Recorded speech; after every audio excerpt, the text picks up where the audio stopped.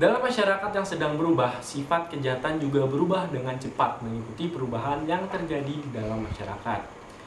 Begitu sepotong isi buku berjudul Social Dynamic of Crime and Control pada tahun 1999 karya Susanne dan Kai de Busman. Pola kejahatan akan mengikuti pola perubahan yang ada pada masyarakat. Perkenalkan, nama aku Rizaldi Rafiullah, NIM 18104142111. Di sini aku ingin menjelaskan tentang antigen bekas yang ada di Bandara Kuala Namu.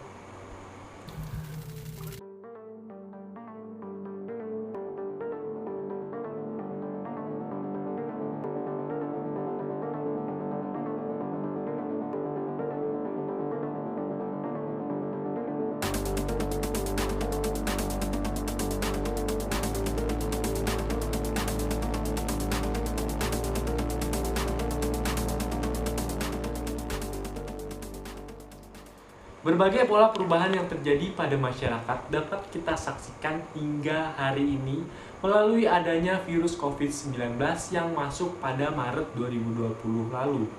Hal ini pun membuat masyarakat merubah perilaku sehari-harinya sesuai dengan anjuran pengusaha. Dalam hal ini, pemerintah dan perubahan perilaku tersebut terjadi hampir di semua lini kehidupan, baik itu sosial, ekonomi, maupun politik.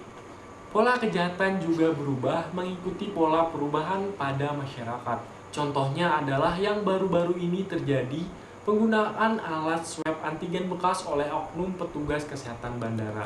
Hal ini diawali dengan adanya pandemi COVID-19 yang memunculkan langkah cara mendeteksi dan pencegahan virus corona. Salah satunya melalui badan usaha milik negara yang menyediakan rapid antigen.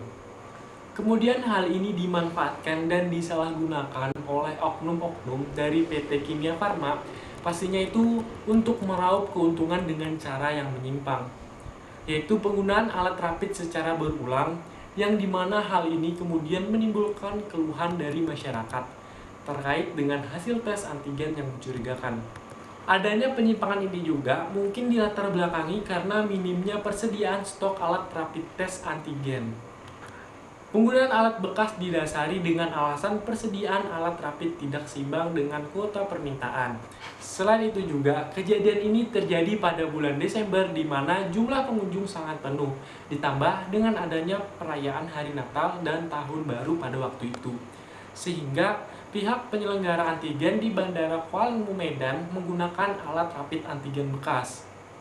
Hal ini dilatar belakangi karena pelaku melihat adanya peluang dari pandemi COVID ini dan keharusan masyarakat untuk rapid karena mungkin syarat utamanya. Ditambah kurangnya pengawasan dari pihak Angkasa Pura maupun dari pihak PT Kimia Farma. Kronologi dugaan penggunaan tes antigen bekas itu berawal dari penggerbekan lokasi tes antigen di Bandara Kuala Namu pada Selasa 27 April 2021. Penggerebekan dilakukan di laboratorium rapid antigen Kimia Farma, lantai M di bandara tersebut. Penggerebekan dilakukan oleh anggota Polda Sumatera Utara. Sebelum penggerebekan dilakukan, polisi mendapat keluhan dari para calon penumpang pesawat yang mendapati hasil rapid antigen positif COVID-19 dalam kurun lebih kurang 1 minggu. Setelah itu, penggerebekan dilakukan dengan cara penyamaran. Nah, saat penyamaran, salah satu polisi mendaftar sebagai calon penumpang yang hendak mengikuti tes rapid antigen. Setelah antri, dia masuk ke ruang pemeriksaan dan dimasukkan alat tes rapid antigen ke lubang hidungnya. Setelah menunggu 10 menit, anggota tersebut dari Polda Sumatera Utara itu mendapati hasil tesnya positif. Nah, dari situ sempat ada perdebatan soal hasil pemeriksaan itu. Lalu petugas laboratorium dikumpulkan dan polisi melakukan pemeriksaan menyeluruh di lokasi. Hasilnya didapati alat rapid test antigen yang telah dipakai digunakan lagi alias didaur ulang. Nah, alat yang dimasukkan ke hidung itu diduga dibersihkan lagi setelah dipakai untuk digunakan ke pasien lain. Polisi pun mengamankan sejumlah petugas laboratorium serta beberapa barang bukti ke Polda Sumatera Utara. Nah, esok harinya Polda Sumatera Utara itu melakukan pendalaman kasus. Dalam pendalaman diketahui oknum mencuci atau membersihkan alat antigen yang sudah dipakai atau dimasukkan ke hidung pasien untuk digunakan ke pasien berikutnya. Lalu, polisi kemudian menangkap sejumlah petugas laboratorium dan menyita barang bukti ke Polda Sumatera Utara. Nah, dari kasus tersebut, PT Kimia Farma mengambil langkah pemecatan oknum setelah ditetapkan sebagai tersangka, dan perusahaan akan mengambil langkah-langkah perbaikan menghindari peristiwa yang serupa terjadi. Nah, adapun langkah yang diambil dari Kimia Farma itu, Kementerian BUMN langsung meminta Kimia Farma untuk evaluasi dan rombak standar operasional atau SOP dalam pelayanan rapid test antigen. Kementerian Badan Usaha Milik Negara ini memecat seluruh direksi Kimia Farma dan sejumlah orang yang sudah ditetapkan sebagai tersangka. Hal ini pun langsung diadakan audit internal oleh auditor independen dalam PT Kimia Farma untuk memantau aktivitas operasional pelayanan rapid antigen dan vaksinasi. Kasus dari penggunaan alat antigen bekas ini sudah melanggar prinsip-prinsip etika bisnis, seperti prinsip kejujuran, integritas moral, keadilan, dan prinsip-prinsip yang saling menguntungkan. Selain itu, secara model etika, peristiwa ini merupakan tindakan moral yang mana oknum-oknum tersebut memahami etika dan moral, tetapi dengan sengaja melanggarnya.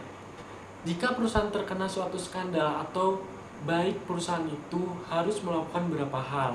Yang pertama itu pastinya meminta maaf kepada publik, kemudian melakukan investigasi secara menyeluruh, kemudian memberikan kompensasi kepada korban, kemudian berjanji bahwa hal ini tidak akan terulang. Kimia Farma telah melanggar beberapa prinsip, yaitu transparansi, di mana perusahaan cenderung tidak terbuka kepada publik perihal skandal ini. Dan selanjutnya adalah tanggung jawab. Pimpinan perusahaan seakan-akan tidak bertanggung jawab dan cenderung menyalahkan oknum perusahaan. Nah, mungkin itu tadi penjelasan tentang alat antigen bekas yang ada di Bandara Kuala Lumpur.